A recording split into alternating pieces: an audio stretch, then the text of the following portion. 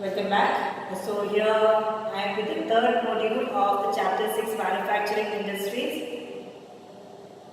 that is mineral based industries, part 3 mineral based industries. So our first classification of industries was on the basis of the raw material used. Of that first we have discussed in the last module, that is agro based industries. Next come mineral based industries. So these are the area which is coming under the heading mineral based industries. Don't be confused with small industry. Mainly first one iron and steel industry, aluminum smelting, chemical industries, fertilizer industry, cement industry, automobile industry, electronic industry and information technology. So first comes what is mineral based industries. So industries that use minerals and metals as raw materials. Industries that use minerals and metals as raw materials are called mineral based industries. So after that, first one is iron and steel industry, which we have studied that it is considered as the basic or key industries.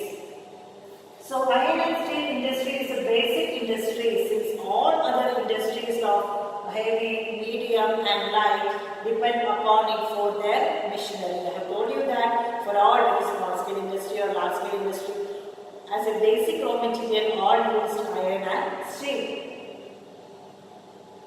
And steel is needed to manufacture a variety of goods, engineering goods, construction material, defense, medical, telephonic, scientific equipment and a variety of consumer goods. Steel is being manufactured as a variety of manufactured goods. And if you look at the process of manufacturing steel, how is it being made?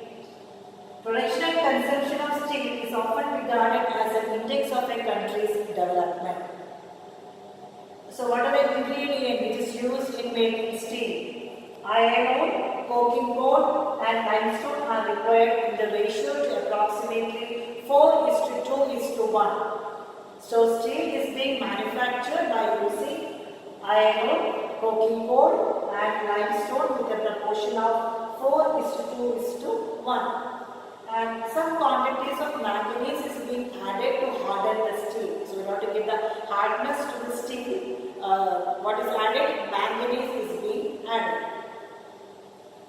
So this is a flow chart of how the process of manufacturing of steel.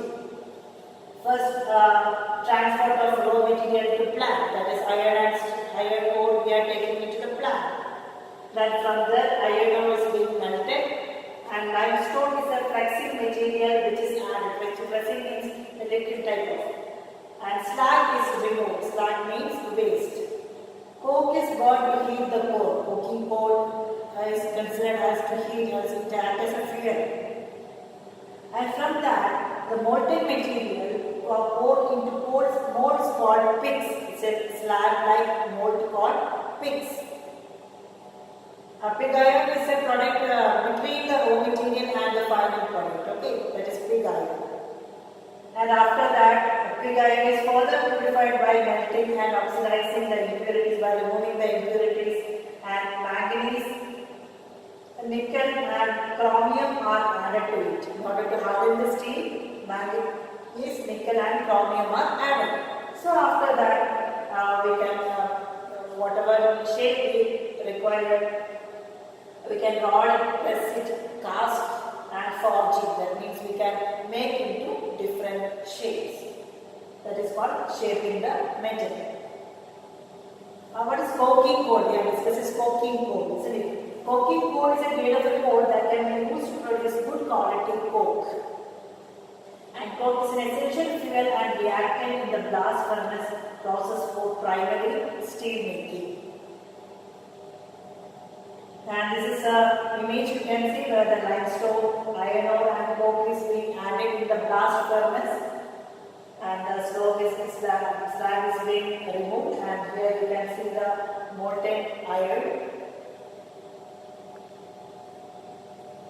Okay, another image of the purification of iron. This is slag, that means waste is being removed. And this is what is called pig iron. You may have image in the mind that after hearing pig iron, is there a relation with pig, the animal? Nothing. This is called pig iron. It is an intermediate product of the iron industry which is obtained by smelting iron ore in a blast furnace. So after the smelting process, that is iron ore, then what? Limestone and coke. Okay, after that, after removing the impurities and all, the byproduct which we are getting is called pig iron. Pig iron. Oh, this is was casting, forging, that is we can make into different shapes. So when compared to the position, India ranked 9th among the world crude steel producers, and it is the largest producer of sponge iron. This is called sponge iron. It is a metallic product with the direct reduction of iron ore in a strong. So direct reduction of iron ore resulting in the formation of sponge iron. And this is the map work which you have to learn about the location of the iron and steel plants. You can see it is mainly in the Chhattisgarh Jharkhand region, which we call Chota Nagpur region, which we call it has storehouse of minerals. Chota Nagpur Plateau region is called as storehouse of minerals. So all sort of mineral-based industry are located around these states. Another one is the difference between the mini steel plant and integrated steel plant. Again, expected 3-mark question. Difference between integrated steel plant and mini steel plant. Mini, in the name itself, it is a mini. These are smaller steel plant. But in the case of integrated steel plant, this is larger steel plant. And mini steel plants use steel, scarp and sponge iron for making steel. That is, making with the scarp waste of steel products and all steel scarp and all they are making it. But here, these plants use basic raw material for making steel. Having electric furnace, small. These plants use blast furnace, big furnace and all is being used in the integrated steel plant. They produce mild and alloy steel of given specification. They produce a small quantity or small size of steel is being produced in the mini steel plant and the same time integrated steel plant. They have everything in one complex, from raw material to final steel. It's a very large process and it is mainly untouched by human in very large scale industries in many foreign countries. The entire process is untouched by human. All is being controlled by the machines. So mini just image the mini steel plant is a small plant and having electric furnaces and small sort of production. But here integrated steel plant is large steel plant using large blast furnace and everything that is from the raw material to the final product, everything is happening in the integrated steel plant. So that is what if a difference-based question is asked between mini steel plant and integrated steel plant. And when we come into the public sector, you can see that it's a mainly public sector, which is a SAIL, Steel Authority of India Limited is an example of public sector, and the private sector, TISCO, that is a Tata Iron and Steel Company. And China is the largest producer and consumer of steel. You can see the 1890 data. In the both status, it is China only is the leading producer and consumer of steel. So when we come towards India, I told you that it is mainly concentrated in this belt that is called Chota Nagpur region. And another question for 5-mark expected question. Why Chota Nagpur Plateau has the maximum concentration of iron and steel industry? You have seen the map of iron and steel industry where you can see maximum concentration is in the Chota Nagpur Plateau region. Why is it so? 1. Availability of raw material, low cost of iron ore. That means it is we get it from there only. High grade raw material in proximity. Raw material is available in Chota Nagpur Plateau region itself. Cheap labor is available from Chhattisgarh, Jharkhand, West Bengal, Odisha, Bihar and all. Then vast growth potential in the home market. We ourselves are the greatest consumers of this iron and steel. Low cost of iron ore, high grade raw material, cheap labor, vast growth potential in the home market. So that's why it is Chota Nagpur Plateau region has got maximum concentration of iron and steel industry in India. is not able to perform to full potential due to some reason. We can see what is the reason behind it. High cost and limited availability of coking coal. When the product is supply is less, means the demand will be more. So high cost and limited availability of coking coal. Lower productivity of labor. Irregular supply of energy, that means a erratic power supply. Then the poor infrastructure. We are not getting upgraded with it. So like any other industry, it's a common challenge only. That is for iron and steel industry. This we can have like a challenge also. You can make it as a heading. But with the liberalization and foreign direct investment have given boost to the industry with the effort of private entrepreneurs. Liberalization means making flexibility in laws and all, okay? So that many other foreign companies can invest in India to start industries.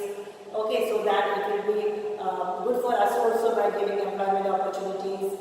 We are getting with the kids with new technology, etc. So with the liberalization and foreign direct investment, there is a boost to the industry with the effort of the private entrepreneurs. Okay, that's about the iron and steel industry. We have discussed about the factors affecting and the challenges of the industry.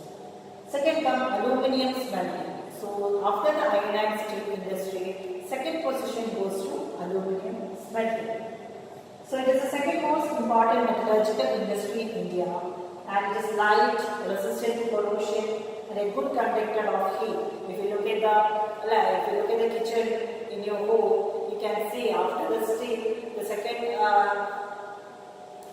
utensils may be in the form of aluminium, because it is light, it is resistant to corrosion, and a good conductor of heat. And malleable, that means it can be made into any shape and becomes strong when it is mixed with other metals like copper, zinc, etc. So used to manufacture aircraft, utensils and wires. And it's a substitute of steel, copper, zinc and lead in a number of industries. Okay, substitute of steel, we are using aluminium. And there are around 8 aluminium smelting plants in the country, mainly located in Odisha, which is called as NALCO and BALCO. NALCO means you can see National Aluminium Company Limited, BALCO, Bharat Aluminium Company Limited. And also in other states like West Bengal, Kerala, Uttar Pradesh, Chhattisgarh, Maharashtra and Tamil Nadu, we can see this aluminium smelting industries. And the basic ore, bauxite is the ore of aluminium. It is a very bulky and dark reddish colored rock. You can see from the image. This is what bauxite. From this bauxite only we are getting aluminium. So factors for the location of industry is the regular supply of electricity and an assured source of raw material at minimum cost. And here the raw material is bauxite. Okay, so these are the prime factors for location of industry. They are saying is regular supply of electricity is needed and an assured source of raw material at a minimum cost, that is bauxite is at a minimum cost. And again is a flow chart like we have seen the processing of iron and steel. That is to say the 4 to 6 ton of bauxite. From 4 to 6 ton of bauxite we are getting 2 ton of alumina. From after removing the impurities, finally we are getting 1 ton of aluminium. That means from 4 to 6 ton of bauxite we are getting 1 ton of aluminium. Again you can see the process, the bauxite, the raw material. You can just imagine in your mind that the lorry is being taken from the site. The raw material is that is for the bauxite quarry. It is transported via regular ship to the factory. And from the alumina we are getting, that is bauxite is crushed and this alumina is dissolved out. And from the aluminum refinery, that is the bulk ore is shipped to the site of a smelter. Okay, again is a different stage. And the calcinated petroleum coke from a refinery and the pitch from a colliery. I will explain to you what is a pitch from a colliery. And from the molten metal act as an electrolyte where aluminium smelting is being done, and aluminium smelting is electricity requirement, which is you can see that in 1600 kilowatt per ton of ore. Pitch from a color is a black color solution obtained after distillation of the ore. So after the distillation of the ore, the black color which we are getting is a pitch from a collide or coal mine, like this we can see. Okay, so that's about the aluminium smelting industry that we have discussed about the prime factors affecting the location of industry and the manufacturing process. Okay, and the third one is the chemical industries. Chemicals. Now we know that in our everyday life, starting from our morning paste to the dinner, whatever things we are having, consuming, or we are touching, everything is made of chemicals nowadays, even our vegetables, like this. So, in the chemical industries, it contributes approximately 3% of the GDP. And it is the third largest in Asia and occupies the 12th place in the world in terms of size. So, in terms of size, it's the third largest in Asia and the 12th place in the world. And it comprises both large and small scale manufacturing unit in the chemical industry. And the chemical industry we can divide it into two: organic chemicals and inorganic chemicals. If you look at the organic chemicals, it includes petrochemicals, mainly used for the manufacturing of synthetic fibers, synthetic rubber, plastic, dyestuff, drugs, that is mainly medicinal and pharmaceuticals. And organic chemical plants are located near oil refineries or petrochemical plants. So mainly it includes petrochemicals, that is organic chemicals. Next one, inorganic. It involves sulfuric acid, which is used to manufacture fertilizer, synthetic fibers, plastic, adhesive gum, paint, dyestuff, and nitric acid, alkaline soda ash used to make glass, soap, and detergent, paper, and caustic soda, etc. These are inorganic chemicals. So that's about the chemical industry. Chemical industry mainly of two types, organic and inorganic. Next comes the fertilizer industry. Fertilizer industry. Being an agrarian economy is an essential part nowadays. Fertilizer industry. So it's centered around the production of nitrogenous fertilizers, mainly urea, phosphatic fertilizers, and ammonium phosphate, in short DAP. Another one, complex fertilizers, which are a combination of nitrogen, phosphate, and potash is also being used. So what does the number fertilizer means? What is the role of nitrogen? Nitrogen green of the plants, phosphorus reaches down to the roots and help produce blooms, and potassium promote all around well-being of a plant. So in nitrogen, potash, urea, so each have its own contribution in the fertilizer when we are applying in the plants or any other. So India is the largest producer or third largest producer of nitrogenous fertilizers. There are 57 fertilizer units manufacturing nitrogenous fertilizers, 29 for urea and 9 for producing ammonium sulfate as a byproduct. And there are 10 public sector undertaking and 1 in cooperative sector at Hazira in Gujarat under the Fertilizer Corporation of India. So one mark you can expect which is one which is fertilizer which is coming under the cooperative sector. It is Hazira in Gujarat. Okay, that's about the fertilizer industry. You can see, and here fertilizer, the great demand for the fertilizer came with the revolution in 1960. Hope you remember. Yeah, Green Revolution. With the advent of Green Revolution, the demand for the fertilizer increases. We can see here, in India, first Green Revolution affected states: Punjab, Haryana, Andhra, Chennai, West Bengal, and all. So the demand for the fertilizer increased with the advent of the Green Revolution. Right, that's about the fertilizer industry. Fertilizer. Okay. And one more thing is regarding the potash. Potash is India is fully deficient in potash. So we are completely importing the potash.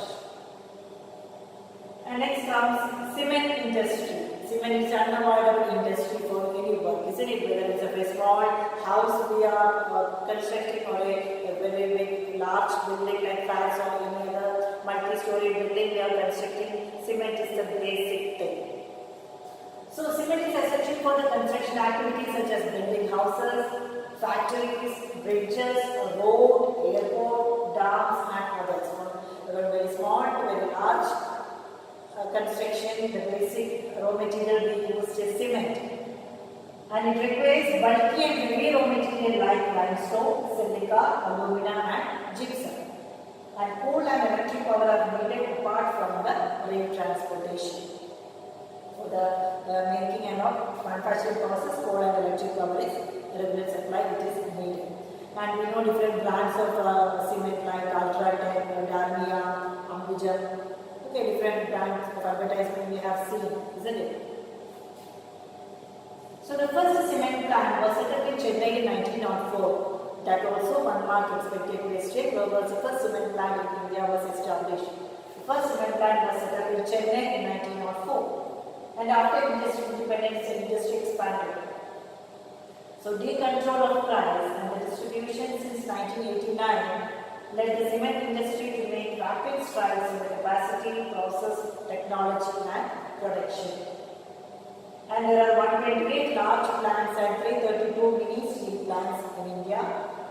And improvement in quality has found a readily available market in East Asia, Middle East, Africa, South Asia, apart from a large demand within the country. That means Indian cement is of great demand not only in India but also abroad, foreign countries. Okay, that's about the cement industry. So next coming as for the image itself, we can identify it is automobile industry.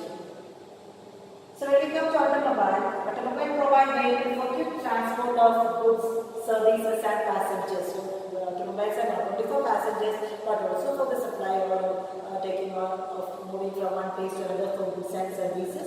We are using automobiles. So after the liberalization after the flexible policy of the government, the coming in of new and contemporary models stimulated the demand for vehicles in the market. So what we are seeing now on the Indian road, it is not purely Indian made vehicles you can see, isn't it? Of different brands. If you look at the passenger car, okay, you can see Volkswagen, German based, Ford, America based. Likewise, we are having the different countries car in India because of